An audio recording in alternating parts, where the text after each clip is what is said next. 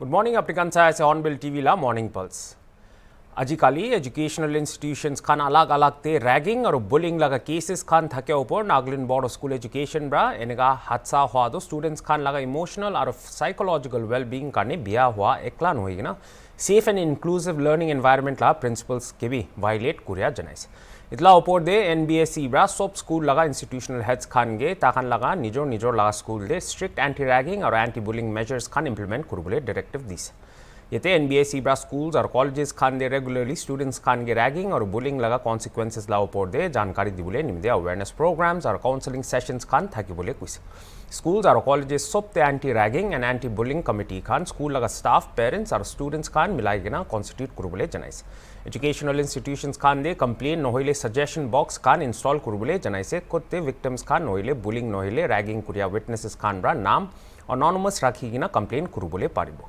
School और colleges ला prominent areas Khan दे ragging और bullying दो प्रेमिसेस दे स्ट्रिक्टली प्रोहिबिटेड आसे और सिवियर डिसिप्लिनरी एक्शंस लुबो कोइना नोटिसेस खान दाली बोले कुछ लास्टली स्टाफ मेंबर्स खान सब के इनका सिचुएशन के आइडेंटिफाई कुरबुले और इनका इश्यूज के जल्दी साबुले और एम्फेथेटिकली हैंडल कुरबुले सेंसिटाइज कुरबुले जनाइसे सिक्किम दे इत्या तक 1600 निष्णागे बचाई गिना से ये तो लोगों 3 सोल्जर्स मुड़ी से और छोइता निष्णा तो इत्या भी मिसिंग आसे कोई गिना सिक्किम डीजीपी अक्षय सचदेव जनाई दी से महानिदेशक सिक्किम पुलिस की हैसियत में ये जानकारी देना चाहता हूँ कि आज सुबह 7 बजे से लाचुंग से इवैक्यूएशन स्टार्ट हुआ टूरिस्ट का।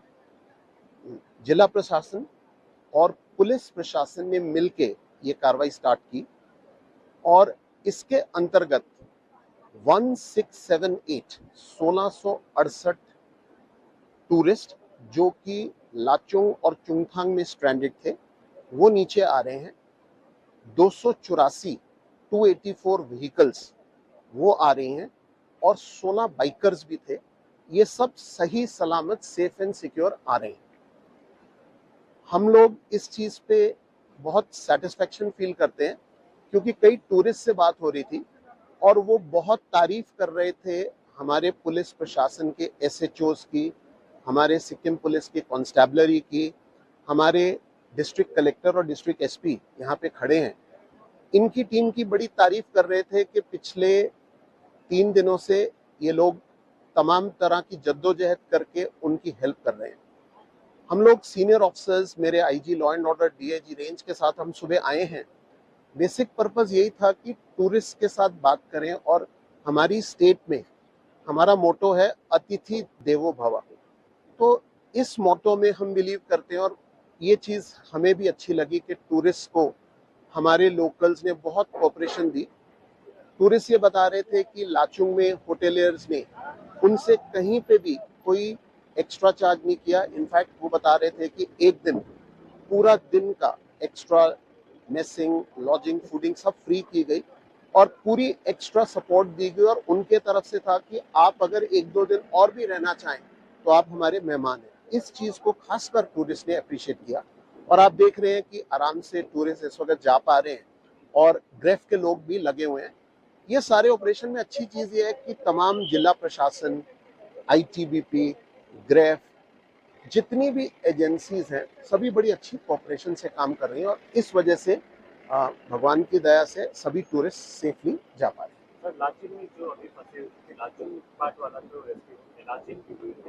देखिए साहब, लाचेन में अभी भी प्रॉब्लम ये आ रही है कि रास्ते में लैंडस्लाइड्स की वजह से रूट्स टोटली ब्लॉक्ड हैं। तो डिस्ट्रिक्ट कलेक्टर और डिस्ट्रिक्ट एसपी जो हैं ये अपनी तमाम कोशिशें कर रहे हैं ऑल्टरनेट एक्सप्लोर करने के, जिसमें अगर हेलीकॉप्टर के माध्यम से क्या किया जा सकता है कि नहीं किया जा सकता, लैंडस्लाइड अगर दूर करनी है तो कितने दिन लगते हैं, ये तमाम तरह की फैक्चुअल रिपोर्ट्स अभी ले रहे हैं और फिर इसके बाद एक फैसला किया जाएगा जो कि टूरिस्ट के बेस्ट इंटरेस्ट में होगा। हम लोग उसकी वेट कर रहे हैं, लेकिन अभी संतोष की बात यह है कि लाचुंग और चुंगथांग सेक्टर क्लियर हो रहा है और लाचेन में भी उन लोगों की अच्छी केयर की जा रही है। लाचेन के लोग बड़े गर्मजोशी से उनके साथ हॉस्पिटैलिटी कर रहे हैं और हमें पूरा यकीन है कि मान लीजिए 24 घंटे भी और लग जाए या थोड़ा टाइम लगे तो वो लोग उनकी अच्छी केयर करेंगे। सर, जो ये इवैक्यूएट है यहाँ से लोग बैंकॉक में होगा फिर उनके साहब वो फैसला उस पे होगा कि अगर तो फिर हेली राइड करनी पड़ेगी तो पॉसिबिलिटी है कि उनकी तब गैंगटॉक में, लेकिन अगर बाय रोड रास्ता खुल जाता है, ये अभी फाइनल इस पे टिप्पणी करना मुश्किल है, क्योंकि कौन सा डिसीजन होगा ये एक्चुअल फील्ड सिचुएशंस ऑब्जर्व करने के बाद एजेंसी से क्लियरेंस लेने के बाद। Prime Minister Modi bra interaction International Air Transport Association la 81st annual general meeting attend kurise aro kotha korea homoy janai dise ki MRO maintenance repair and overhaul bra sector de emerge kurbo itola notun MRO policies bra aircraft maintenance la global hub to uthabole modod dibo। साथियों, ये summit, ये dialogue aviation के साथ ही global cooperation, climate commitments और equitable growth के shared agenda को आगे बढ़ाने का एक माध्यम भी है।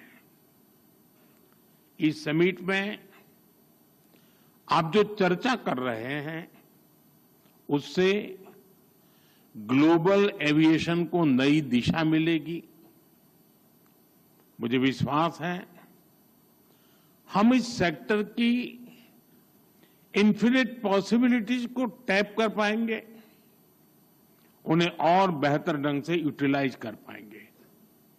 फ्रेंड्स, आज हम सैकड़ों किलोमीटर की दूरी, इंटर कॉन्टिनेंटल जर्नी केवल कुछ घंटों में तय कर लेते हैं, लेकिन 21st सेंचुरी की दुनिया के सपने हमारी इन्फिनिट इमेजिनेशन रुकी नहीं है। आज इनोवेशन और टेक्नोलॉजी अपग्रेडेशन की स्पीड पहले से भी कहीं तेज है, और हमारी स्पीड जितनी तेज हुई है, हमने उतनी ही डिस्टेंट डेस्टिनेशन को अपनी डेस्टिनी बनाया है। आज हम एक ऐसे मुकाम पर खड़े हैं जहां हमारे ट्रैवल प्लान केवल धरती के शहरों तक सीमित नहीं है। इंसान आज स्पेस फ्लाइट्स और इंटरप्लेनेटरी यात्राओं को भी कॉमर्शलाइज करने, उसे सिविल एविएशन के लिए खोलने के सपने देख रहा है। ये बात सही है कि इसमें अभी समय है, लेकिन ये बताता है कि आने वाले समय में एविएशन सेक्टर कितने बड़े ट्रांसफॉर्मेशन और इनोवेशन का केंद्र बनने वाला है। भारत इन सभी संभावनाओं के लिए तैयार है। मैं इसका आधार भारत में 3 मजबूत पिलर्स के कारण बता रहा हूं। पहला, भारत के पास मार्केट है। ये मार्केट मात्र कंज्यूमर्स का समूह नहीं है, ये भारत की एस्पिरेशनल सोसाइटी का प्रतिबिंब है। दूसरा, टेक्नोलॉजी और इनोवेशन के लिए हमारे पास डेमोग्राफी और टैलेंट है। हमारे युवा नए दौर के इनोवेटर्स हैं, जो आर्टिफिशियल इंटेलिजेंस, रोबोटिक्स और क्लीन एनर्जी जैसे क्षेत्रों में ब्रेक थ्रू ला रहे हैं। तीसरा, हमारे यहां इंडस्ट्री के लिए ओपन और सपोर्टिव पॉलिसी इकोसिस्टम है। इन तीनों सामर्थ्य के दम पर हमें मिलकर भारत के एविएशन सेक्टर को नई ऊंचाई पर लेकर जाना है। Friends, Congress President Mallikarjun Kharge bra statement dia upor de RJD MP Manoj Jha bra kuise ki parliament la special session thakise kule tate sob discuss kuri lobole thakise India bra mission de ase tate desh sob bra tikise Misri Sofia aro Vyomika bra brief kuriya do koi gina janaise।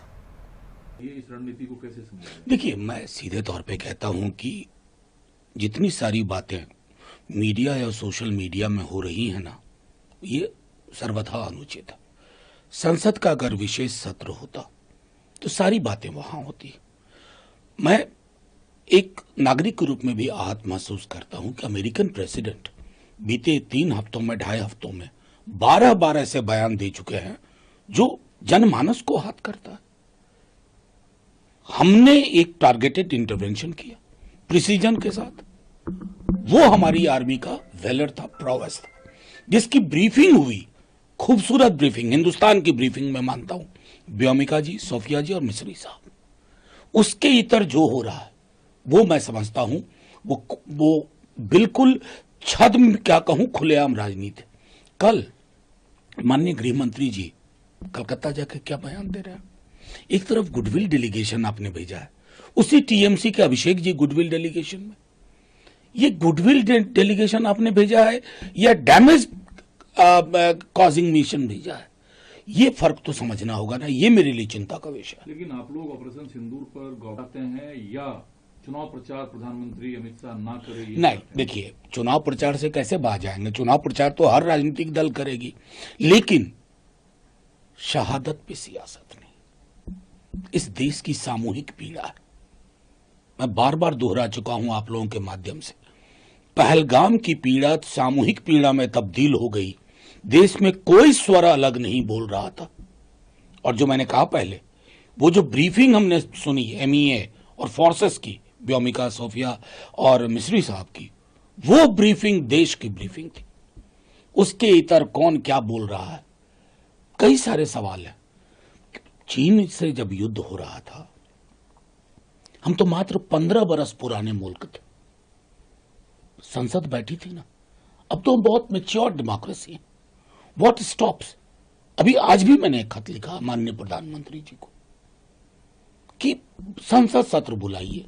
संसद जब बात करती है ना, तो संदेश उन तक भी जाएगा जो सरपंचाई कर रहे हैं बिला वजह। अमेरिकन प्रेसिडेंट, क्या हमको संदेश नहीं भेजना चाहिए? शीर्ष स्तर से प्रधानमंत्री जी के नेतृत्व में संसद बोले। बीजेपी एमपी बे जयंत पांडा ब्रा ऑल पार्टी डेलीगेशन गे लीड कुरिगना इत्या एल्जियर्स ते थके से इतो हमय former foreign secretary Harshvardhan Shringla ब्रा पाकिस्तान गे आईएमएफ प्रा फंड कुरिया ऊपर दे कुसे की ताइखान ब्रा इत्या कोथा कुरी थक्या दे टेरर फाइनेंस लगा इशू बीएस एफएटीएफ लगा लिस्ट पाकिस्तान थक्या तक ताइगे रिस्पांसिबल लुबो लागे कोइगना जनाइस। Well, the issue of terrorist financing was very much a part of all of our conversations. The leader of our delegation and individual members also explained that as long as Pakistan was in the grey list of the FATF, they were responsive. They were forced to be responsive. To the extent that Sajjan Mir, very greatly wanted person under the UN Security Council's list, had been declared by Pakistan to be dead. But when the FATF took up the issue and there was some serious financial pressure brought to bear on Pakistan, then they declared that he was alive. So a terrorist who was dead has suddenly become alive thanks to the FATF.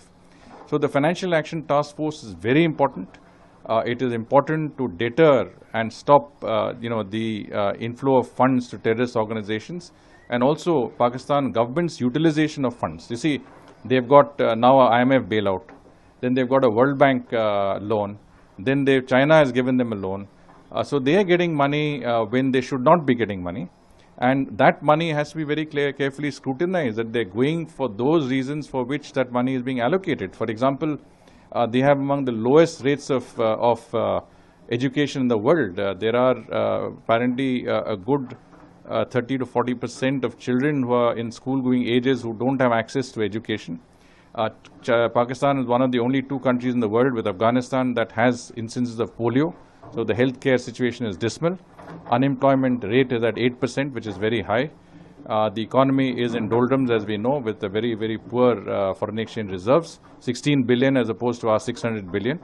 But that money that is being given to them so generously by the international community has to be very closely scrutinized, that it is going for the purposes for which it is intended, for the people of Pakistan and their development, and not to the armed forces, not to non-state actors like the Lashkar-e-Toiba, Hizbut Mujahideen, and other organizations that are on the UN's list and have been responsible for acts of terrorism not only against India but the entire world. So I think FATF is an important factor. Our countries that we have reached out to have recognized the importance of bringing Pakistan under some regime that can control its proclivities towards terrorism, and I think this is a very important step. Congress leader Salman Khurshid pra June 2 de tweet kuriya upor de party leader Rashid Alvi bra kuise delegation member laga responsibility ase nation ge represent kurigina kotha kuribo ta kan প্রা বিজেপিকে represent করিয়া নয় কোনোবা delegation বা নিজৰ লগা পাৰ্টিৰ ওপৰতে কথা করিয়াতো ভাল নাই কৈ কিনা জনাইছে। देखिए, देशभक्त होना किन्हीं भी हालात में मुश्किल नहीं होता है। सरहद पे खड़ा हुआ वो फौजी जो सीने पे गोली खाता है वो आखिरी सांस तक देशभक्त होता है। तो देशभक्त होना किसी हालात में मुश्किल नहीं होता है। और जो हमारे डेलीगेशंस के मेंबर्स हैं वो जो भी हैं उनकी ये जिम्मेदारी है कि वो भारत को रिप्रेजेंट कर रहे हैं, वो अपने देश को रिप्रेजेंट कर रहे हैं, वो भारतीय जनता पार्टी को रिप्रेजेंट नहीं कर रहे। अगर डेलीगेशन का कोई भी मेंबर वो किसी भी पार्टी का हो अगर भारत से बाहर जाके राजनीतिक दल की तारीफ करता है, राजनीतिक दल के अचीवमेंट की बात करता है, अगर वो सरकार की तारीफें करने लगता है कि भारत के अंदर क्या क्या किया है, वो कभी भी उचित नहीं है। आपको सिर्फ इसलिए भेजा गया है कि आप देश की बात करें, आप भारत का स्टैंड बताएं, आप पाकिस्तान को एक्सपोज करें, आप बताएं कि पाकिस्तान भारत के अंदर क्या क्या करता है। इसका मतलब ये हरगिज नहीं है कि आप ये कहें कि कश्मीर के अंदर विकास हो रहा है, आप ये कहें कि भारत सरकार बहुत अच्छा काम कर रही है। अगर आप ये कहेंगे तो जाहिर है देश के लोग उसे पसंद नहीं करेंगे। सर, उन्होंने ये भी कहा लगातार ये बात मुझे कही जा रही है, अगर मुझे सरकार का विरोध करना होता तो मैं घर बैठता, वो इस बात को भी कह रहे हैं। देखिए, सवाल न सरकार के विरोध करने का है और न सरकार की हिमायत करने का है। कौन कहता है किसी से भी डेलीगेशन के किसी मेंबर को न सरकार की मुखालफत करनी है न सरकार की हिमायत करनी है। आपको भारत की हिमायत करनी है, पाकिस्तान को एक्सपोज करना है। आप इसी मिशन पे गए हैं। भारत सरकार की तारीफ करने के लिए तो मोदी साहब बहुत है, हमारा फॉरेन मिनिस्टर बहुत है जो पूरे दुनिया के अंदर घूमते रहते हैं। लेकिन इस डेलीगेशन की जरूरत इसीलिए महसूस हुई कि भारत सरकार ने, भारत की फौजों ने जो कुछ पाकिस्तान के अंदर किया उसको हम एक्सप्लेन कर सके कि हमने क्यों किया है, पहलगाम के अंदर क्या हुआ था। लेकिन इसका यह मतलब हरगिज नहीं है कि हम भारतीय जनता पार्टी के एजेंट बन जाएं। सर, सोशल मीडिया दे ऑब्जेक्शनेबल पोस्ट अलेज कुरिया ऊपर दे वेस्ट बेंगल पुलिस प्रा लॉ स्टूडेंट दे राति दे अरेस्ट करिसे। इतुला ऊपर दे लीगल राइट्स ऑब्जर्वेटरी मातिगिना ऑर्गेनाइजेशन बा कंप्लेन कुरिया पाइसे कोइगिना नेशनल ह्यूमन राइट्स कमीशन ला मेंबर प्रियांक कनुंगु प्रा कोइसे। हमको एक शिकायत प्राप्त हुई थी। लीगल राइट ऑब्जर्वेटरी नामक एक संस्था ने हमारे पास ये शिकायत दर्ज कराई थी कि एक लॉ स्टूडेंट जो 20-22 साल की लड़की है उसने कोई आपत्तिजनक पोस्ट की जिसके कारण पश्चिम बंगाल पुलिस ने उसके ऊपर एक अपराध कायम किया और उस अपराध के अंतर्गत उसको हरियाणा से उन्होंने आधी रात में अरेस्ट किया। शिकायत करने वाली संस्था ने ये बताया कि अरेस्ट के दौरान जो प्रोसीजर्स हैं वो फॉलो नहीं किए गए, ट्रांजिट के लिए भी प्रोसीजर्स फॉलो नहीं किए गए। शिकायतकर्ता ने यह भी एलिगेशन लगाया कि लड़की को रेडिकल इस्लामिस्ट द्वारा सर तन से जुदा करने की धमकी दी जा रही है, उसको रेप थ्रेट्स भी दिए जा रहे हैं। ये शिकायत प्राइमा फेसाई गंभीर प्रकृति की प्रतीत होती है। हमने डीजीपी वेस्ट बंगाल को, चीफ सेक्रेटरी वेस्ट बंगाल को नोटिस करके ये निर्देश दिया है कि ये लड़की की सेफ्टी और सिक्योरिटी, उसकी सुरक्षा हर कीमत पे इंश्योर की जाना चाहिए। चूंकि अब ये मामला न्यायालय में जा चुका है और वो न्यायालय के आदेश पे जुडिशियल कस्टडी में है, लेकिन उसकी सेफ्टी इंश्योर करना अभी भी स्टेट गवर्नमेंट की ही रिस्पांसिबिलिटी है। इसलिए हमने डीजीपी को, चीफ सेक्रेटरी को ये नोटिस किया है। साथ साथ हमने हरियाणा सरकार से भी पूछा है कि अरेस्ट और ट्रांजिट के दौरान क्या पूरी की पूरी लीगल प्रक्रिया का पालन किया गया। हमको सभी अथॉरिटी से जवाब आएगा तो हम आगे की कार्रवाई कर पाएंगे। तो इतना से बुलेटिन का और अलग अलग खबर का साथ ऑन बिल टीवी। Good bye.